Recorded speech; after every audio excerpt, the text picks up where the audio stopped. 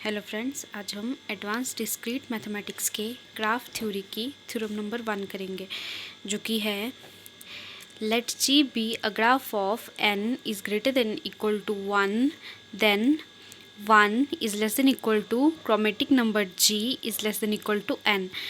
Moreover, chromatic number g is equal to n if and only if g is a complete graph and xg is equal to 1 if G is a null graph. ये question examination point of view से बहुत important है, क्योंकि ये दिसंबर 2020 में भी आया था और अभी भी आ सकता है। तो सबसे पहले क्वेश्चन समझेंगे।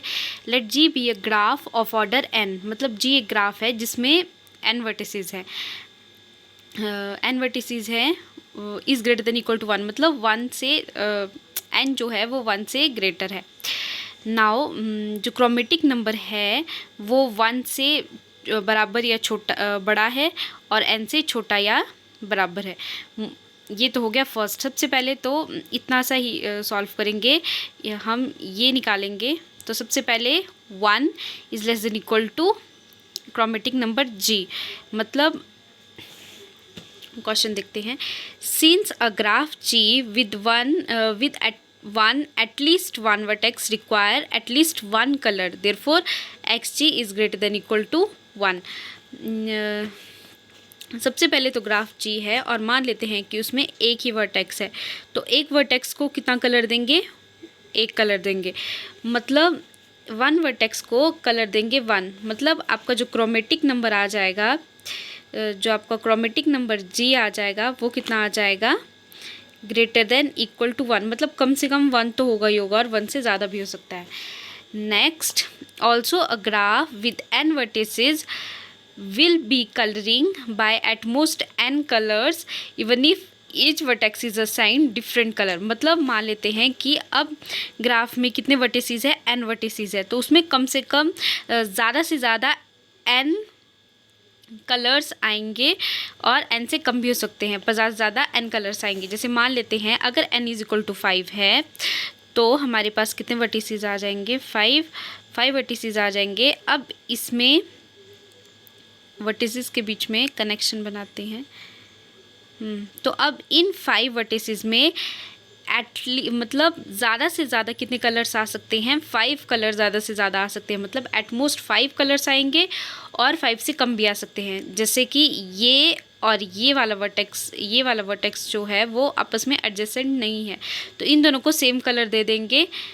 और ये वर्टेक्स आपस में एडजेसेंट नहीं है, तो इनको भी सेम कलर दे देंगे। तो टोटल कलर्स कितने हो जाएंगे? 3, मतलब जो क्रोमेटिक नंबर g है वो less than equal to n होगा, मतलब या तो n हो सकता है या तो n से कम हो सकता है।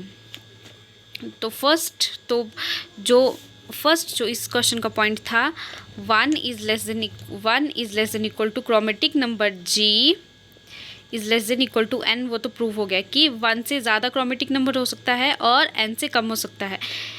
जो क्रोमेटिक नंबर का मतलब है कि हम कितने कलर्स जो वर्टिसेस है या जो ग्राफ है उसको दे सकते हैं, कितने कलर्स हम ग्राफ को दे सकते हैं, तो वो क्रोमेटिक नंबर आ जाएगा। तो 1 से ज़्यादा दे सकते हैं और n से कम।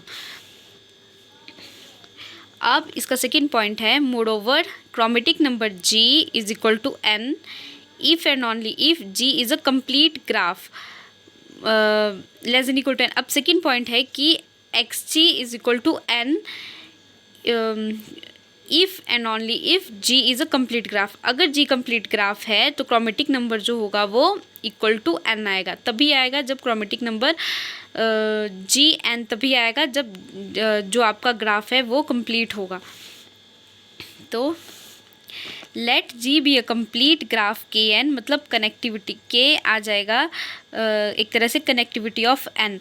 Therefore every pair of vertices is adjacent, this implies that every pair of vertices need different colour. K n का मतलब है कि ग्राफ के जो कनेक्टिविटी है वो के एन है। जैसे कि मान लेते हैं कि n इज इक्वल टू 5 है, तो 1 2 3 4 5 1 2 3 4 5। अब ये 5 वर्टिसेस भी एक दूसरे के साथ, इसका मतलब है कि हर एक वर्टेक्स जो है वो दूसरे वर्टेक्स के साथ किसी न किसी एज से जुड़ा है। जैसे ये वाला जो वर्टेक्स है, मान लेते हैं ये वाला जो वर्टेक्स है वो जुड़ा है इसके साथ भी और इसके साथ भी, इन दोनों के साथ तो पहले से ही जुड़ा है। अब ये वाला जो है वो इसके साथ भी जुड़ा है और इसके साथ भी जुड़ा है। ये हो गया, ये हो गया, ये वर्टेक्स जो है वो इसके साथ भी जुड़ा है और ये वर्टेक्स। अब मतलब हर एक वर्टेक्स जो है वो दूसरे वर्टेक्स के साथ जुड़ा है। मतलब ये वाला जो वर्टेक्स है वो इन चारों का जो रिमेनिंग है उन सब के साथ कनेक्टेड है या उनके साथ एडजेसेंट है। ये वाला जो है वो बाकी चार के साथ है, ये वाला जो बाकी चार के साथ है और बाकी भी वैसे ही है। मतलब हर एक वर्टेक्स जो है वो दूसरे वर्टेक्स के साथ जुड़ा हुआ है। इसका मतलब है इसकी कनेक्टिविटी कितनी आ जाएगी, Kn और K5। तो अब एडजेसेंट साइड्स के जो कलर होंगे हम असाइन करेंगे वो सेम नहीं हो सकते हैं, इसीलिए इसमें हमें जो कलर्स है वो 5 कलर्स ही देने पड़ेंगे, क्योंकि सभी एजेस एक दूसरे क्योंकि सभी वर्टेक्स एक दूसरे के एडजेसेंट है। तो यही था कि जो क्रोमेटिक नंबर ऑफ G है इज इक्वल टू N तभी आएगा जब G कंप्लीट ग्राफ होगा और कनेक्टिविटी क्या होगी, Kn। मतलब हर एक N वर्टेक्स जो है वो दूसरे N-1 वर्टेसिस के साथ जुड़ा होगा। तो यही निकालना था, xg is equal to N if and only if G is a complete graph. तो यहाँ पे लिखा है G is a complete graph Kn, therefore every pair of vertices is adjacent. This implies that every pair of vertices need different color. Therefore every vertex will assign different color. Thus xkn मतलब chromatic number of Kn is equal to N, जो मैंने अभी बताया। अब इसका converts निकालेंगे।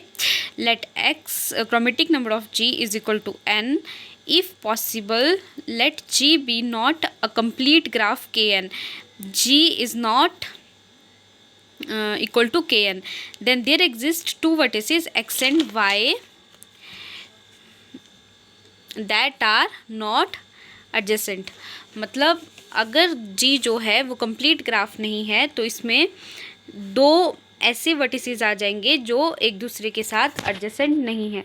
तो ले लेंगे, जैसे मान लो K इज इक्वल फिर से जो कनेक्टिव N है वो 5, नंबर ऑफ वर्टिसेस 5 ले लेंगे।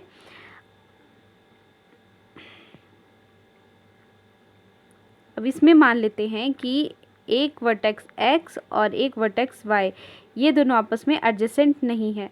मतलब इन दोनों को सेम कलर असाइन कर सकते हैं। मतलब अगर N 5 है तो हम इसको कितने कलर्स देंगे, 4 कलर देंगे। मतलब अगर G जो है वो पूरी कंप्लीट ग्राफ नहीं है तो हम कितने कलर एटमोस्ट दे सकते हैं, N-1, क्योंकि दो वर्टिसेस जो है वो एडजेसेंट नहीं है और उनको सेम कलर दे सकते हैं।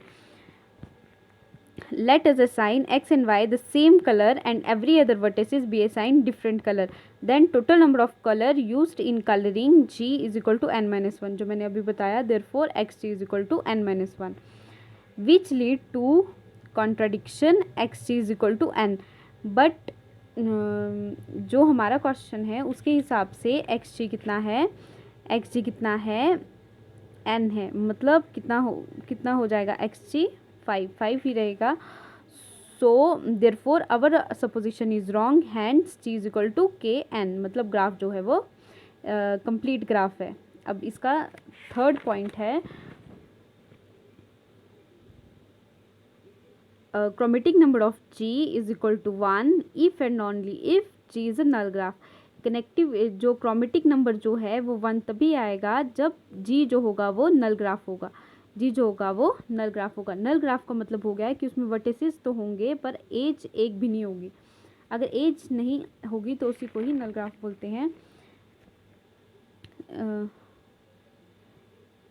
Since we know that the null graph of order n, that is n has no edge, therefore no two vertices are adjacent, every vertex can be assigned same color. अब नल graph में क्या होता है, null graph में vertices तो होंगे but उसमें edges नहीं होंगी। तो इसका मतलब क्या है, इसमें एजिस नहीं है तो दो जो वर्टिसेस है वो एक दूसरे के एडजेसेंट नहीं होंगे, तो इसीलिए सभी को ही एक कलर दे सकते हैं। मान लेते हैं हमने सबको रेड कलर दे दिया,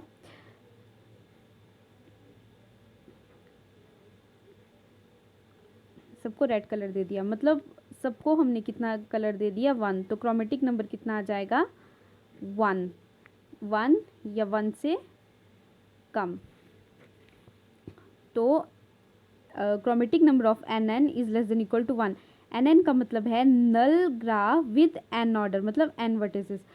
बट जो क्वेश्चन के अकॉर्डिंग जो क्रोमेटिक नंबर ऑफ G है वो मतलब वो ग्रेटर देन इक्वल टू 1 होता है, तो क्रोमेटिक नंबर ऑफ NN कितना आ जाएगा, 1। अब इसका कन्वर्स निकालेंगे, let XG is equal to 1, suppose it possible G is not a null graph.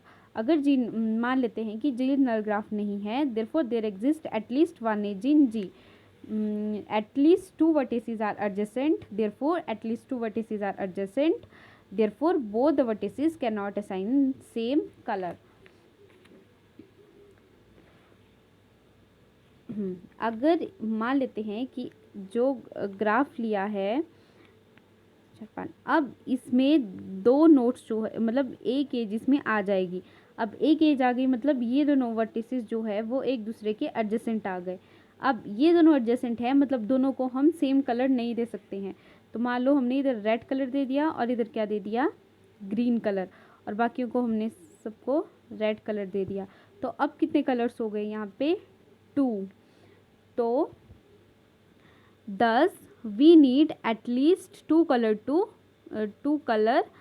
To G, मतलब अगर एक भी एज आएगी तो हमारे को 2 से ज़्यादा कलर्स की ज़रूरत होगी। तो क्रोमेटिक नंबर ऑफ G जो है वो ग्रेटर देन इक्वल टू 2 हो जाएगा, which leads to contradiction as chromatic number of G is equal to 1, therefore G is a null graph. But जो क्रोमेटिक नंबर ऑफ G क्या होता है, 1 होता है, देयरफॉर G जो है वो नल ग्राफ है। Thank you.